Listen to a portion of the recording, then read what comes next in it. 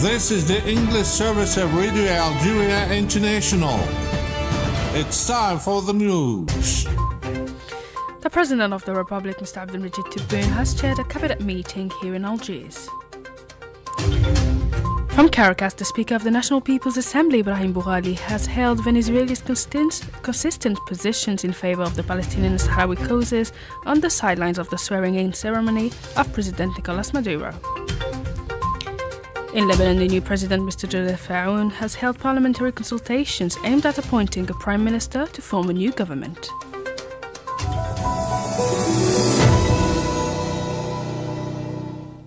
Those were the major developments. Now the full news edition. Good afternoon. The President of the Republic, Mr. Abdelmajid Tebboune, Supreme Commander of the Armed Forces, Minister of National Defense, has chaired a cabinet meeting. The meeting was devoted to discussing a draft law on social insurance and proposals on the strengthening of activities of trade unions and social dialogue, as well as the measures and arrangements made ahead of the holy month of Ramadan.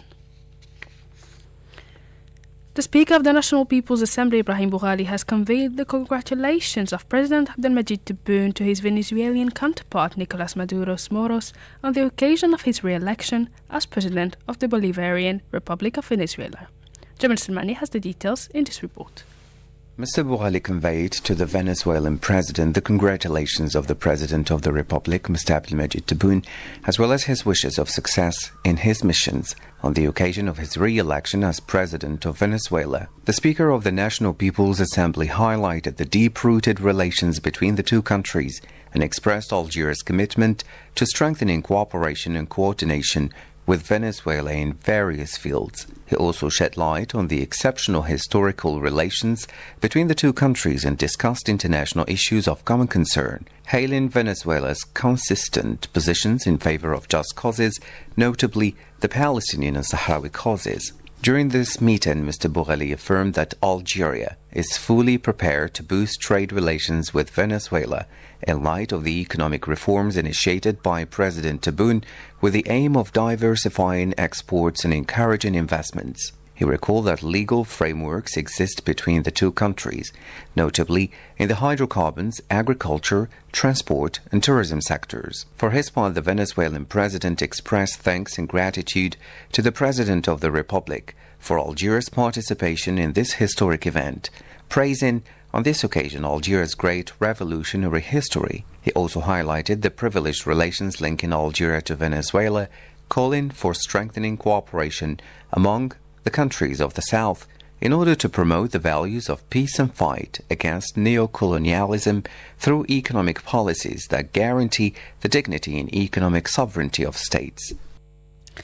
4 military transport aircraft belonging to the National People's Army (NPA), loaded with humanitarian aid from the Algerian Red Crescent for Burkina Faso, have landed at the Ouagadougou airport.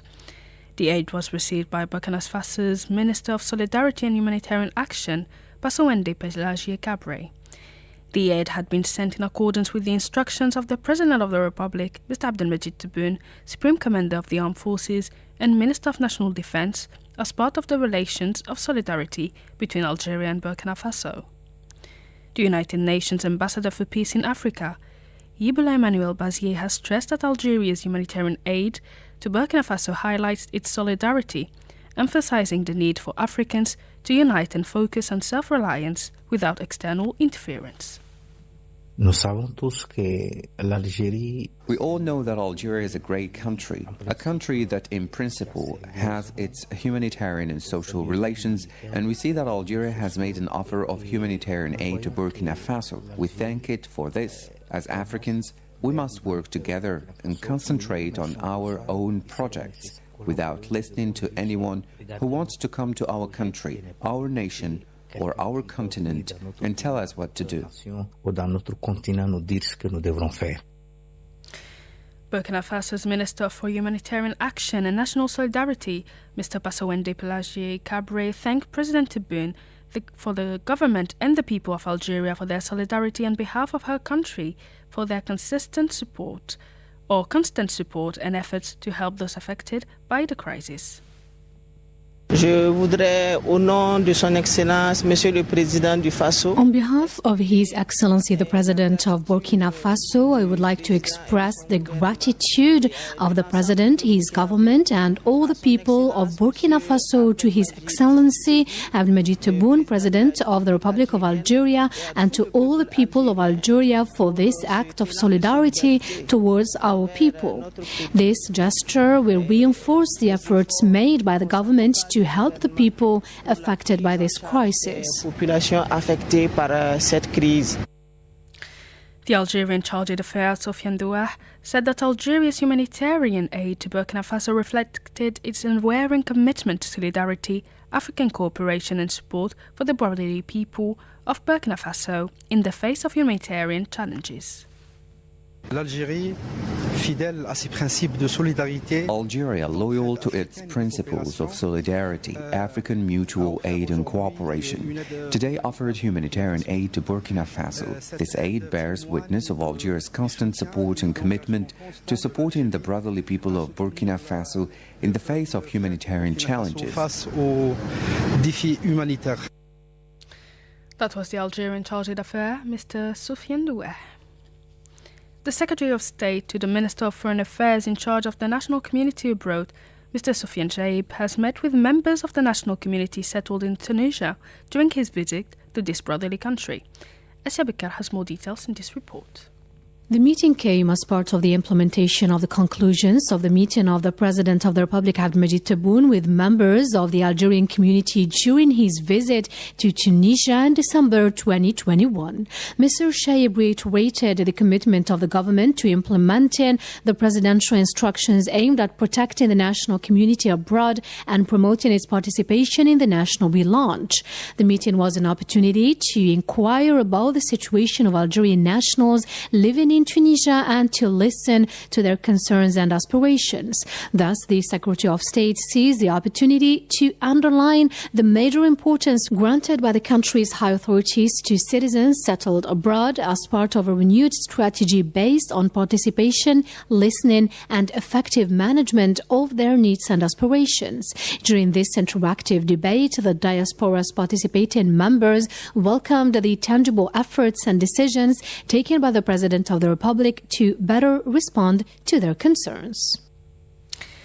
In Lebanon, the new president, Mr. Joseph Aoun, has started parliamentary consultations aimed at appointing a prime minister to form a government amid fresh Israeli attacks on the country in violations of the current ceasefire. The details in this report with Jamal Salmani. President Aoun is holding today parliamentary consultations with a view to appointing a prime minister to form a government that will have to meet the major challenges in a country caught in crisis. The consultations, a constitutional obligation under Lebanon's system of power sharing, come just days after the election of Mr. Aoun. Led by an interim government headed by Najib Mikati, the Mediterranean country had been without a president since October 2022 due to political vacuum, despite a serious economic crisis and the Israeli occupation aggression against Lebanon. Today, the occupation forces carried out a bombing operation in the southern town of Kfar Kila, causing tremors in the surrounding towns. The occupied forces also carried out raids with heavy and medium machine guns in the town of Khiyam, in the south of the country. Every day, the Zionist entity commits violations of the ceasefire agreement that has been in force in Lebanon since the 27th of November. On Sunday, at least 19 ceasefire violations were reported in southern and eastern Lebanon, including airstrikes, low-level flights by military aircraft, and shelling of homes. The Israeli aggression against Lebanon, which began on the 8th of October 2023, has resulted in at least 4,063 deaths, including a large number of children and women, and displaced around 1,400,000 people. The Deputy Special Coordinator, Resident and Humanitarian Coordinator Office of the United Nations Special Coordinator for the Middle East Peace Process, Mohamed Hadi, has met with Gaza-based NGOs. He visited the Latin Church in Gaza City, emphasizing the need to protect places of refuge. He appealed for an end to the war. I am here in Gaza, in a church in Gaza. Needless to say that churches, mosques, civilians and all civilian infrastructures must be protected. And as you see, I am sitting here with the children who are displaced. Those children deserve to go back to their homes. Those children that you see here are the hope of the future. And without education, without proper health care, there will be no bright future. Again, I am here appealing from this church in Gaza to end this war for the sake of these children, for the sake of the future, but also for the sake of a better future for all of us in this region.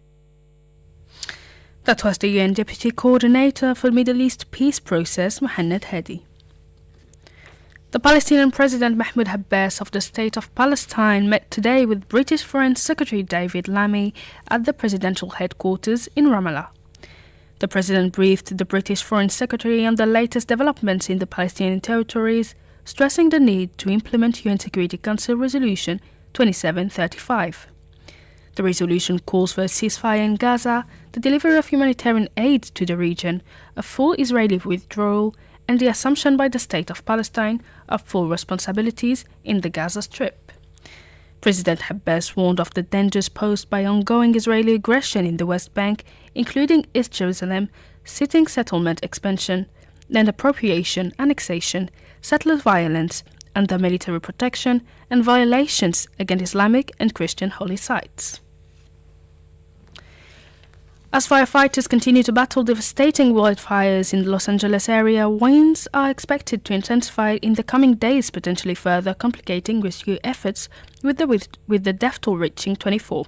Asia Bikar has more details in this report. Local officials told a press conference on Sunday that gusty winds and persistently dry weather are increasing extreme fire threats in the region. Northeast wind gusts surpassed 50 miles per hour on Sunday, and the strong Santa Ana winds are also forecast to pick up in the coming days.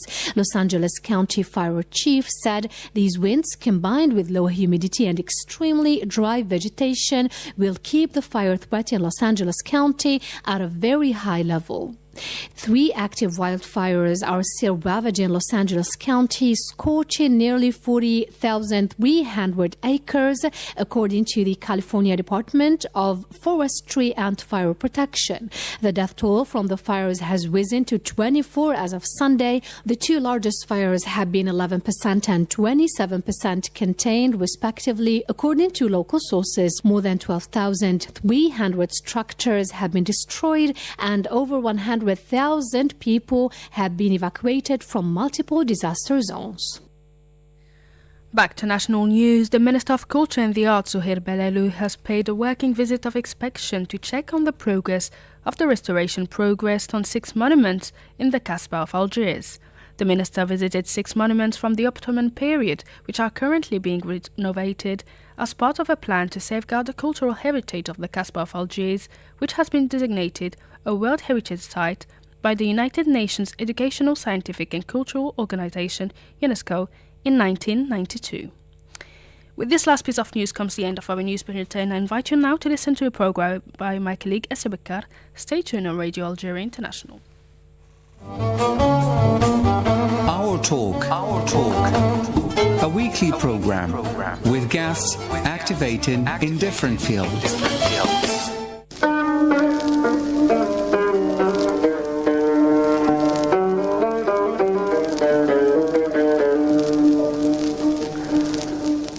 الطير اللي ما ظنيته يطير بعد الأوالف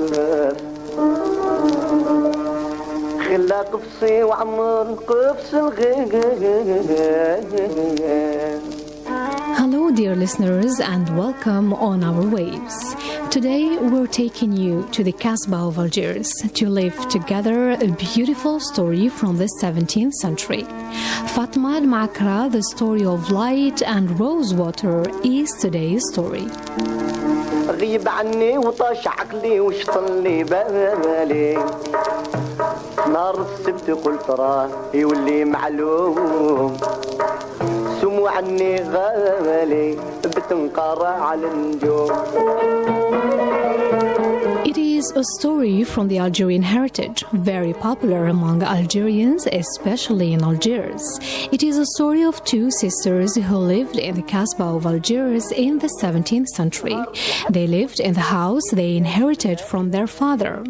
One of them was married and had children. As for the other, Fatma, she was single. It is said that Fatma dyed her hair in red.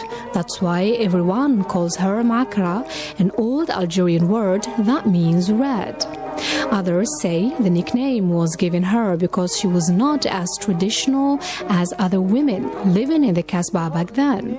She was fond of art and music and didn't mind showing her preferences to others. Subhanallah, رات عيني زوج حمامات في قصار قبل السماء والبحار وحدة مزينة بالحناني الأخرى ما هي محنيها.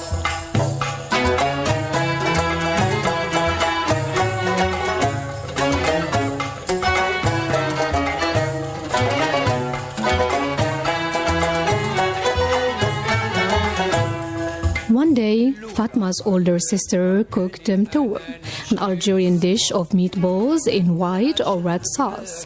The sauce is garnished with almonds or chickpeas. The meatballs contain a lot of garlic, which gives the dish its name, mtoua, meaning strong in garlic. The smell of the dish reached the neighbors, including a pregnant woman living close to the two sisters. She craved eating the dish, but felt shy to ask for it directly. She kept knocking the sisters' door, and when they opened, she asked for fire. They lit her candle, but she kept coming back, saying that the fire of the candle gets blown out on her way to her house. Her aim was to keep smelling the mtoua dish that was cooked in the house of her neighbors. Fatma felt that there was something wrong with her neighbor, and she asked her secretly why was she coming back, pretending that the candle gets blown out. The pregnant woman confessed that she liked the smell of the dish and wanted to eat from it or at least taste it. Fatma asked her sister to give the pregnant woman from the dish, but her sister refused. Fatma insisted, saying, "My dear sister, we should give her from our food. She's pregnant. I am afraid that something bad will happen to her or her fetus if we do not give her from the dish." But her sister did not change her mind. Fatma then said, "I won't eat, let's give her my food." But in vain. Then Fatma found a compromise that her sister could not reject. She said, "I will give up my share of the house for you, and I will rent a room from you. In return, you will give the neighbor from our dish." Her sister, of course, accepted, and Fatma rushed with a plate to the neighbor and returned to her room.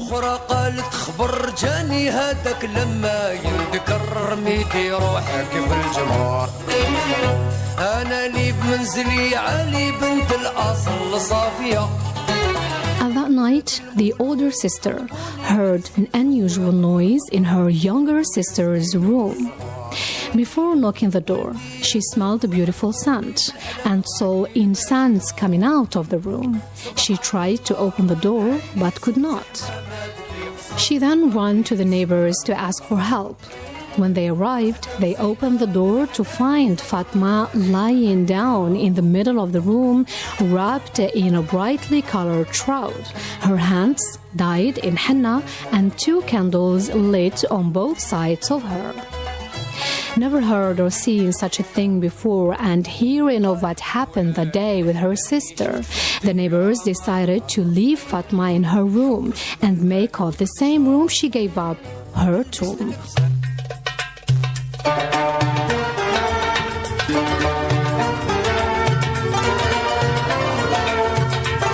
It is said that the ending of the life of Fatma al-Makra was God's gift for sacrificing her own dwelling, and God compensated her by offering her such a peaceful ending and even better, a dwelling in heaven.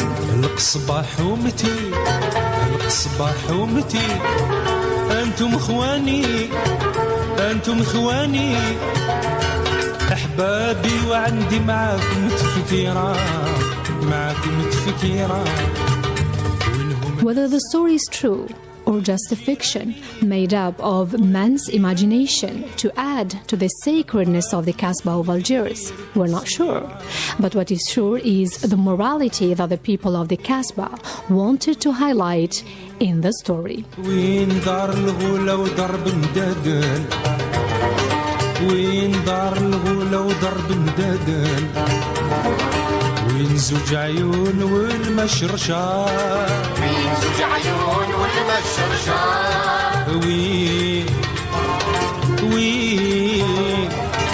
وين سيدي هلال من بعيد باين وين سيدي هلال من بعيد باين والقواس العزيزة ودوك الديار القواس العزيزة ودوك الديار وين. Till now, some people say that whenever they pass by the house of Fatma al-Makra in the Kasbah of Algiers, they smell rose water. Others say only those who have a generous heart, like Fatma, do smell rose water. So when you go to the Kasbah of Algiers, make sure to pass by the house of Fatma al-Makra, and why not see whether you can smell rose water. قوم وانهض تستنشق طيب كل دوار عند ملاح الفجر وبان مبسمور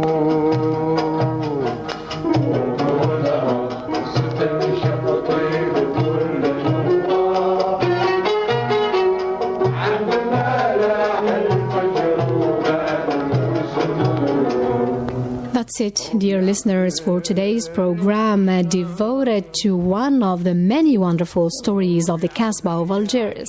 Do join us next week for another story. والبهايف تخربين المرتقوش وحبق والقنفل يسبين مضراب لون عكرين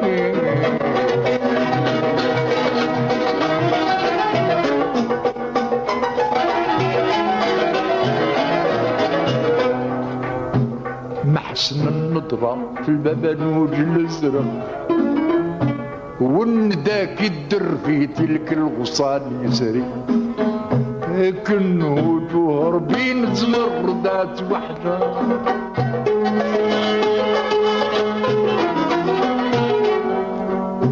إذا سقط فوق مبات الأرض حكموا الغمام بكى وسكن من دموع المطر قريت ليه وصان الرياض بالسموم تستنشق طيب كل نوم عند ملاح الفجر وبان مسموم قوم ونهض تستنشق طيب كل نوم عند ملاح الفجر وبان مسموم. Hello and welcome to our weekly program devoted to Algerian economic news.